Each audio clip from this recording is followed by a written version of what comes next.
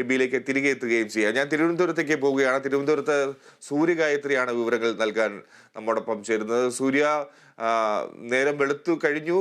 എങ്ങനെയാണ് സൂര്യ? ഏതോ മാർക്കറ്റിൽ നിൽക്കുക എന്ന് തോന്നുന്നു.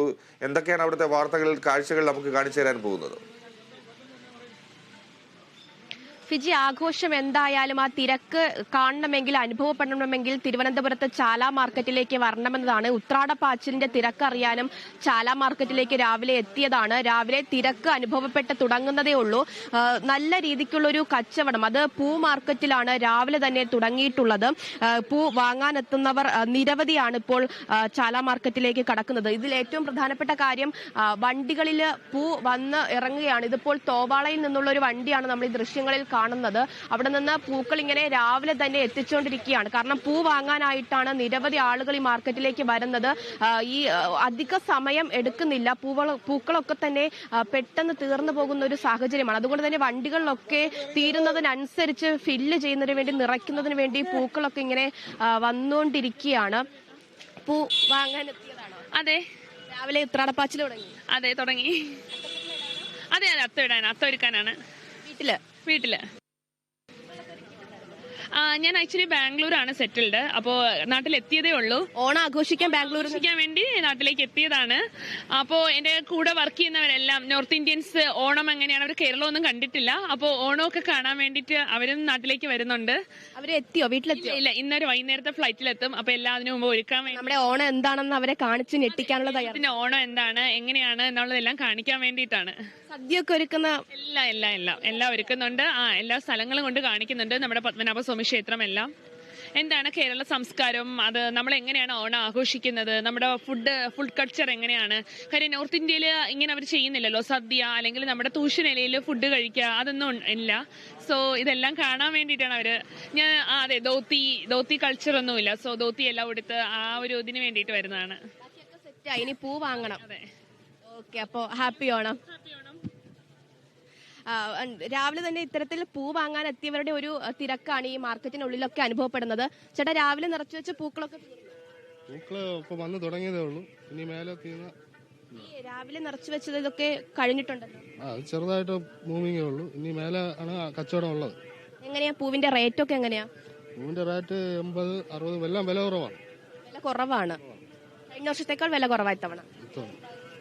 എന്നുവെച്ചാൽ ഇപ്പൊ അത്തങ്ങൾ കുറവാണ്. പണ്ട് മറ്റേ വയനാട് ദുരന്തം എന്നൊക്കെ പറഞ്ഞുകൊണ്ട് അത്തങ്ങൾ കുറവാണ്. രാവിലെ തുടങ്ങിയോ തിരക്ക്? തിരക്ക് ഇപ്പം ചെറുതായിട്ട് ആൾക്കാർ പറഞ്ഞു. ഇനി മേലെ തിരക്കുണ്ടാവും. ഇന്നത്തെ കച്ചവടമാണ് വലിയ കച്ചവടം. ശരിയേട്ടാ, ഹാപ്പി ഓണം.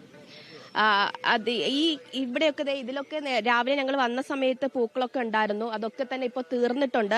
ആ പൂക്കളൊക്കെ തീരുന്നതിനനുസരിച്ച് ഇങ്ങനെ ഓരോ വണ്ടികൾ വന്നുകൊണ്ടിരിക്കുകയാണ്. തോവാളയിൽ നിന്ന് അടക്കമാണ് വാഹനങ്ങൾ വരുന്നത്, പൂവും നിറച്ചുകൊണ്ട്. ഏകദേശം ഉത്രാടപ്പാച്ചിലൊക്കെ ചാല മാർക്കറ്റിൽ ആരംഭിച്ചിട്ടുള്ളൂ. ഇതിപ്പോൾ പൂ വിപണിയാണ്. ഇതിന്റെ മുകളിലോട്ട്, അത് അങ്ങോട്ടേക്ക് പോവാൻ പറ്റാത്ത രീതിയിലുള്ള ഒരു തിരക്കൊക്കെ തന്നെ ഇതിനോടകം തന്നെ ആരംഭിച്ചിട്ടുണ്ട്. കുറെ നേരമായില്ലോ ചേച്ചിമാര് പൂ വാങ്ങാൻ നിൽക്കുന്നു. എന്തോ കൺഫ്യൂഷൻ ആണോ? അല്ല,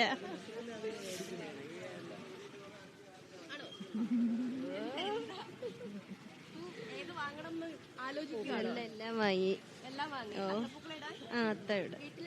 വീട്ടില് ഒരുക്കങ്ങളൊക്കെ തീർന്നോണ്ടിരിക്കുന്നു. ഉത്രാടത്തിന്റെ ഒരു സന്തോഷമില്ലല്ലോ. ഓണക്കോടിയൊക്കെ എടുത്ത് വർക്കലേന്ന്. പൂവിന്റെ വിലയൊക്കെ എങ്ങനെയുണ്ട്? കുഴപ്പമില്ല, കുറവുണ്ട്. ചേച്ചി, ഓണം ഒരുക്കമൊക്കെ എവിടെയായി? കുഴപ്പമില്ല, കഴിഞ്ഞ്. സദ്യവട്ടത്തിനൊക്കെയുള്ള ഒരുക്കങ്ങളൊക്കെ പൂർത്തിയാക്കി. ഇന്ന് വൈകിട്ടൊക്കെ റെഡിയാക്കോളൂ. ഹാപ്പി ഓണം. എങ്ങനെയാ, തിരക്കൊക്കെ ഉണ്ടോ? അത്യാവശ്യത്തിന് തിരക്കൊക്കെ ഉണ്ട്. കുഴപ്പമില്ല. കച്ചവടം വിലയൊക്കെ എങ്ങനെയാ? അഡ്ജസ്റ്റ് ചെയ്ത് കിലോയ്ക്ക് ആണെങ്കിൽ 80 രൂപ വെച്ച് സ്റ്റാർട്ടിങ്. അല്ല, അഡ്ജസ്റ്റ് ചെയ്തൊക്കെ കൊടുക്കും കൂടുതൽ എടുക്കുമ്പോഴേ. അത്തത്തിന് അവർക്ക് എത്രയാണെന്ന് വെച്ച് കഴിഞ്ഞാൽ നോക്കി അതിനനുസരിച്ച് വില ഇട്ട് കൊടുക്കും. ഏത് സമയമാകുമ്പോഴേ ഇവിടെ ഇപ്പൊ തിരക്കൊക്കെ തുടങ്ങാം? 9:30 തൊട്ട് 9:30 ആകുമ്പോ തിരക്ക് തുടങ്ങും. തിരക്ക് തുടങ്ങും. അത്യാവശ്യം തിരക്കുണ്ട്. കുഴപ്പമൊന്നും. ശരി. ഈ പൂ വാങ്ങാനായിട്ട് ആള് നിൽക്കുന്നുണ്ട്, അതുകൊണ്ടാണ് പുള്ളി ഇങ്ങനെ പൂ കൊടുക്കുന്നതിന്റെ ഒരു തിരക്കിലൊക്കെയാണ്. എന്തായാലും ഈ ചാല മാർക്കറ്റിനുള്ളിൽ പൂ കച്ചവടം നടക്കുന്ന സ്ഥലത്താണ് ഈ ഒരു തിരക്ക് അനുഭവപ്പെടുന്നത്. എനിക്ക് തോന്നുന്നു ഓണം പ്രമാണിച്ച് ഈ പച്ചക്കറി അതുപോലെ തന്നെ പലവ്യഞ്ജനമൊക്കെ തന്നെ നേരത്തെ വാങ്ങി സൂക്ഷിച്ചു വെക്കും. പൂവാണ് നമ്മൾ അന്ന് ഇടേണ്ടത്, അല്ലെങ്കിൽ അന്ന് വേണ്ട പൂക്കളൊക്കെ അന്നോ അല്ലെങ്കിൽ അതിന്റെ മുന്നത്തെ ഒരു ദിവസമൊക്കെ ആയിരിക്കും വന്ന് വാങ്ങിക്കുക. ഇതിപ്പോ നാളെ തിരുവോണത്തിനിടാനുള്ള പൂക്കളൊക്കെ വാങ്ങുന്നതിന് വേണ്ടിയുള്ള ഒരു തിരക്കൊക്കെയാണ് ഈ അനുഭവപ്പെടുന്നത്. അതുപോലെ തന്നെ വീടുകളിലേക്കും മറ്റ് ക്ലബ്ബ് ഉൾപ്പെടെയുള്ള പരിപാടികളിലേക്കും ഒക്കെ പൂവ് വാങ്ങാൻ എത്തുന്നവരുണ്ട്.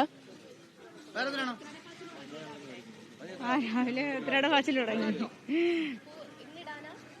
നാളത്തേക്കാണ്. എങ്ങനെയുണ്ട് റേറ്റൊക്കെ? റേറ്റൊക്കെ പല സ്ഥലത്തും പല റേറ്റാണ്. ഇപ്പൊ നമ്മളിവിടെ നിന്നാണ് മേടിക്കുന്നത്. സ്ഥിരമായിട്ട് ഇവിടെ വന്ന് വാങ്ങാറുള്ളവരാണ്? മേടിക്കാറുണ്ട്. മറ്റൊരുക്കങ്ങളൊക്കെ ഏതുവരെയായി ഓണം? ഓണത്തിന് നമ്മളിങ്ങനെ ഒരുക്കങ്ങൾ കൂട്ടി രാവിലെ ഇതോട്ടായി തുടങ്ങാന്ന് വിചാരിച്ചു. പച്ചക്കറി പലവ്യഞ്ജനം പലവ്യഞ്ജനവും പച്ചക്കറി നമ്മൾ മേടിച്ച് വണ്ടിയിൽ വെച്ചിട്ടുണ്ട്. ഒരുക്കമൊക്കെ എല്ലാം കഴിഞ്ഞ്. ഓണാശംസകൾ. ഈ പ്രദേശത്തൊക്കെ തന്നെ ഇപ്പോൾ ഈ ഏറ്റവും അധികം ആളുകൾ ഈ മഞ്ഞ അതുപോലെ തന്നെ ഓറഞ്ച് ജമന്തി ഒക്കെ വാങ്ങാനാണ് എത്തുന്നത്. അതുപോലെ തന്നെ കുഞ്ഞ് റോസാപ്പൂക്കളുണ്ട്, വാടാമല്ലി പൂക്കളുണ്ട്, മറ്റ് പൂക്കളൊക്കെ തന്നെ ഇപ്പോൾ ഉണ്ട്. ഇത് ഓരോ മണിക്കൂറിൽ ഈ പൂവിങ്ങനെ കുറഞ്ഞു വരികയാണ്. അതിനനുസരിച്ച് ഫില്ല് ചെയ്യുന്നതിന് വേണ്ടിയുള്ള വണ്ടികളൊക്കെ തന്നെ വന്നുകൊണ്ടിരിക്കുകയാണ്. എന്തായാലും ചാല മാർക്കറ്റിനുള്ളിൽ ഉത്രാടപ്പാച്ചിലിന്റെ ഒരു തുടക്കമായിട്ടേ ഉള്ളൂ.